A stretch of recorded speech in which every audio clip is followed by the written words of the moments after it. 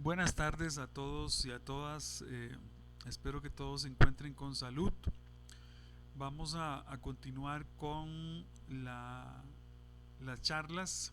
En esta oportunidad, para este viernes, tenemos el análisis del tema del examen y contraexamen de los declarantes, siempre en modo de litigación, siempre analizando la prueba en modo de litigación. Eh, Vamos a empezar por retomar para estos comentarios el artículo 43.1 del Código Procesal Civil que regula el tema de la declaración de testigos.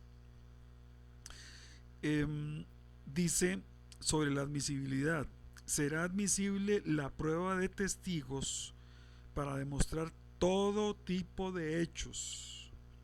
Podrá ser testigo, óigase, cualquier persona física que tenga conocimiento sobre los hechos controvertidos, sea mayor de 12 años y posea capacidad. Los menores de 12 años podrán ser admitidos como testigos cuando, a criterio del tribunal, tengan el discernimiento necesario para conocer y declarar verazmente. En un segundo párrafo se nos indica, se nos consigna lo siguiente: si el testigo tuviere conocimientos científicos, técnicos, profesionales, artísticos o prácticos, se admitirán las manifestaciones que en virtud de dichos conocimientos agregue a su respuesta. Bien, eh, estas líneas que hemos leído del 43.1 nos permiten hacer dos comentarios respecto al examen directo de los declarantes. El primer comentario es que el interrogatorio realizado por la parte que presenta al declarante es lo que conocemos en litigación como el examen directo. Y también es muy importante comprender lo siguiente: eh, hay que tener presente que el interrogatorio en el examen directo no se limita solo a hacer preguntas y obtener respuestas.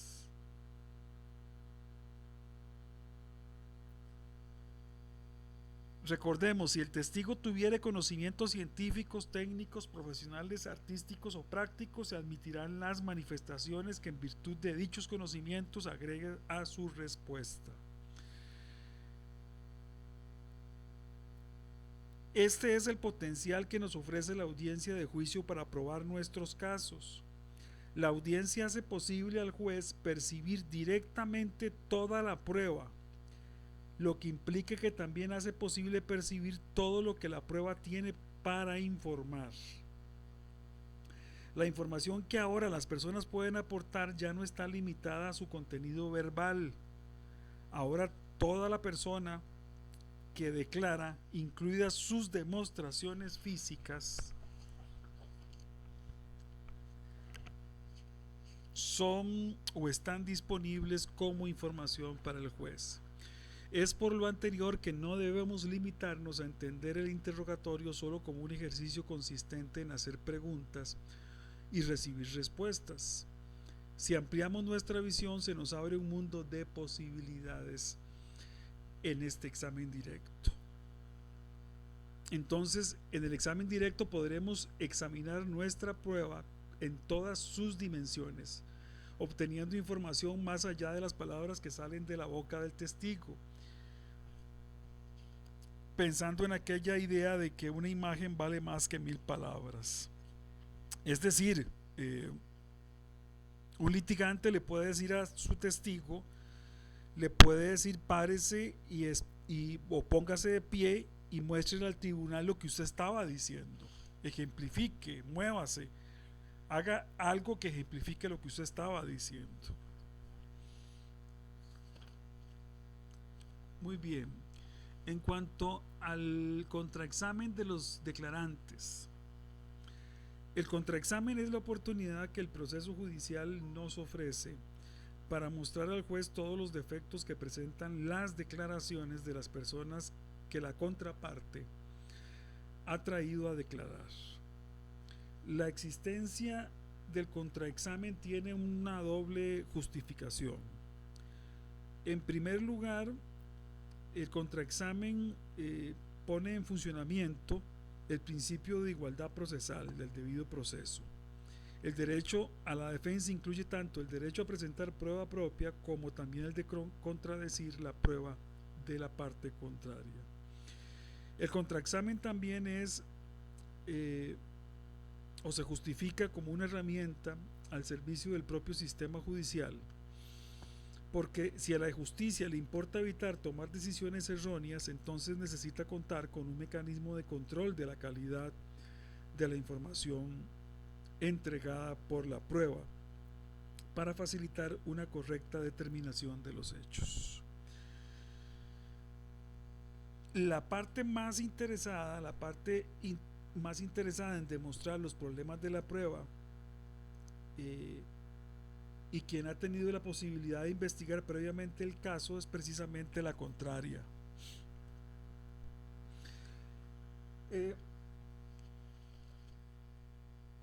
Ahora, en el contraexamen se puede preguntar todo aquello que sea pertinente. ¿Y qué vamos a entender por pertinente? Lo pertinente tiene dos grandes áreas en un sistema de libre apreciación de la prueba. La primera y más evidente es aquella vinculada a los hechos controvertidos y sus circunstancias. Una pregunta será pertinente en esta primera área cuando la respuesta buscada tienda a ser más probable algunas de las afirmaciones que hemos hecho en el juicio. También será pertinente cuando tienda a ser menos probable alguna de las afirmaciones que se han hecho en el juicio. La segunda área de pertinencia es aquella vinculada a la credibilidad de la prueba. Aquí una pregunta será pertinente cuando tienda a acreditar o desacreditar al declarante, pues la información obtenida será la materia prima usada luego para determinar en concreto su peso probatorio, o sea, la sana crítica. Aquí es muy importante recordar un concepto que acabamos de mencionar, que es el concepto de hechos controvertidos. Los hechos controvertidos, recuerden, tienen que ver con la relación de hechos que se plantea en el texto de la demanda y en la contestación de esa demanda para establecer cuáles son los hechos controvertidos y los hechos no controvertidos. De ahí que sea muy importante que los hechos sean claros, precisos y circunstanciados. Bien, ahora entremos a una observación, a un tema muy interesante. El contraexamen está limitado a lo preguntado en el examen directo. Esto es algo sobre el cual a veces hemos tenido confusión, o la tradición ha sido esta precisamente, que el contraexamen está limitado a lo preguntado en el examen directo.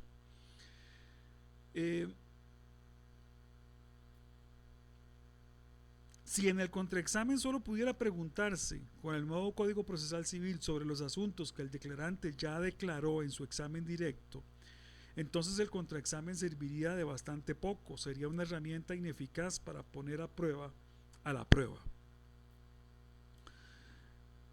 Digamos, por ejemplo, que un testigo no habló en su examen directo sobre su pasado ni se refirió sobre su respeto a la ley. ¿Significa eso entonces que no podremos hablar sobre sus dos condenas previas por falso testimonio? El contraexamen no está limitado ni por los temas sobre los que se declaró en el examen directo ni por ninguna otra cosa que no sea la pertinencia del tema o de la pregunta que se está haciendo en particular. Es decir, en el contraexamen hay libertad para preguntar sobre cualquier tema, con la única limitación de que éste sea pertinente.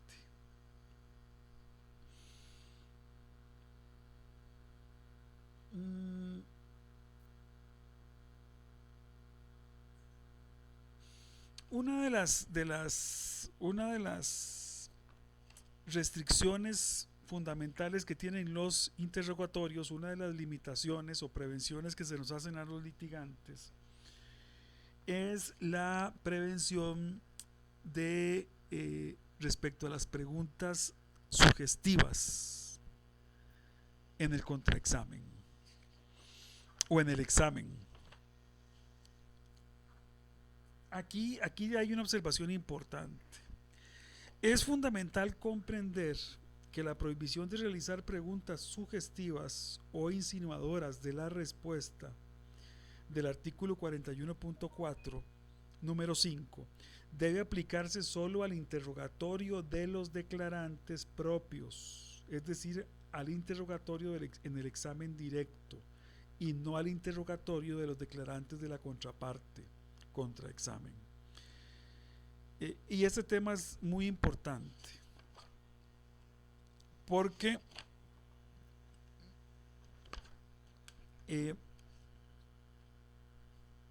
sucede lo siguiente.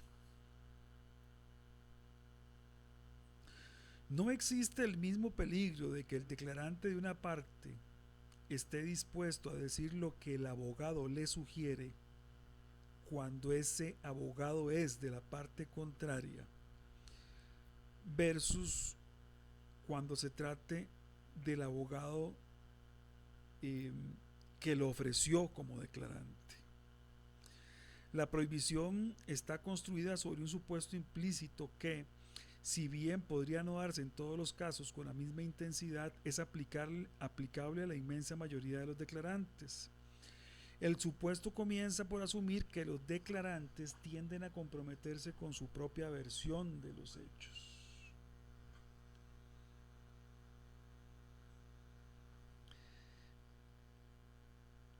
Cuando esa versión es útil para una de las partes.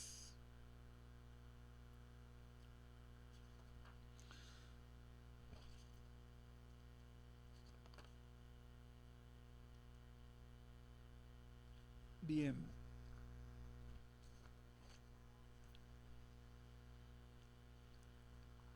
Otro aspecto que hay que tomar en cuenta en cuanto a las preguntas sugestivas en el contraexamen es que una pregunta abierta en un contraexamen es una pérdida de tiempo. No se llega a ninguna parte, no puede demostrarse nada de manera clara. Un contraexamen sin preguntas sugestivas es inefectivo.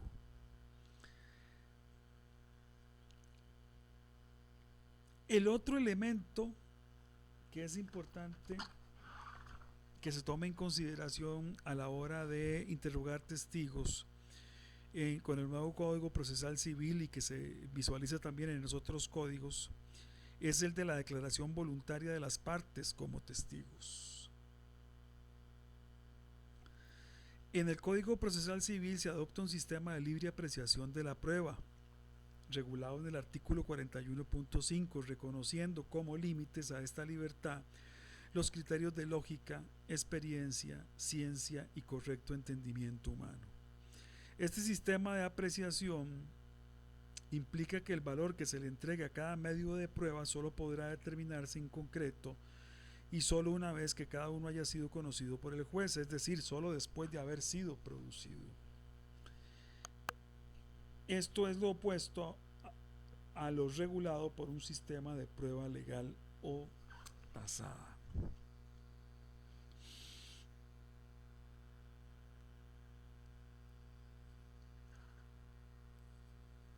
En el actual Código Procesal Civil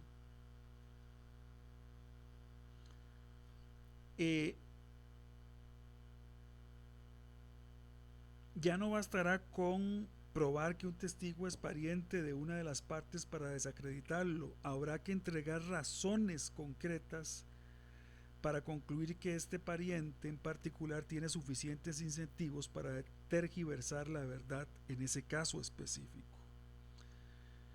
Parte de los objetivos de litigación en la presentación de nuestros declarantes y de la contraria estarán destinados a producir esa prueba. En nuestra cultura legal, durante tantos años influenciada por el sistema de prueba legal, solíamos definir a los testigos como terceros que han percibido hechos relevantes para la causa a través de sus sentidos. Esta definición exigía que los testigos fuesen terceros. A veces incluso se agregaba que debían ser terceros imparciales o ajenos. El sistema de prueba legal buscaba con esto dejar fuera a toda persona que pudiese tener un interés en el resultado del juicio mediante las tachas, excluyendo en primer lugar a las mismas partes, a quienes habilitaba para declarar. El sistema cambió. La definición de testigo cambia. Ahora se tratará de personas que han percibido hechos relevantes a través de sus sentidos, cualquier persona, como mencionábamos al inicio, incluidos parientes, amigos, enemigos y las mismas partes. Todos ellos son personas y pueden ahora declarar como testigos mientras hayan percibido hechos relevantes a través de sus sentidos. Las partes pueden entonces presentarse a declarar como testigos de sus propios casos y su declaración se practicará de acuerdo a las normas de los testigos. Finalmente, el Código Procesal Civil reconoce también la facultad de los litigantes para citar a declarar forzosamente a la contraria y regula la forma en que debe practicarse. Artículo 42. En este interrogatorio, solo el litigante que solicitó la declaración podrá hacer preguntas, pero el hecho de que comience haciéndolas no significa que sea un examen directo, como puede razonablemente presumirse. La parte contraria será hostil al abogado que la interrogará, por lo que se le permite hacer preguntas sugestivas o que insinúen la respuesta. Quiere decir lo anterior, que el litigante puede solicitar que declare la contraparte, la parte contraria a su cliente, y en el interrogatorio puede hacer preguntas sugestivas a esa contraparte, porque partimos de la premisa de que esa contraparte, esa parte que está declarando, va a visualizar al que interroga al litigante como un enemigo. Bien, hasta aquí con el examen y contraexamen de los declarantes. Me parece muy importante retomar o enfatizar en el tema de que que cuando vamos a interrogar a un testigo que propone la contraparte, sí podemos hacerle preguntas sugestivas. Es más, es lo más conveniente. Preguntas que tiendan a aclarar de manera exacta lo que esperamos o la expectativa que tenemos de ese testigo de la parte contraria.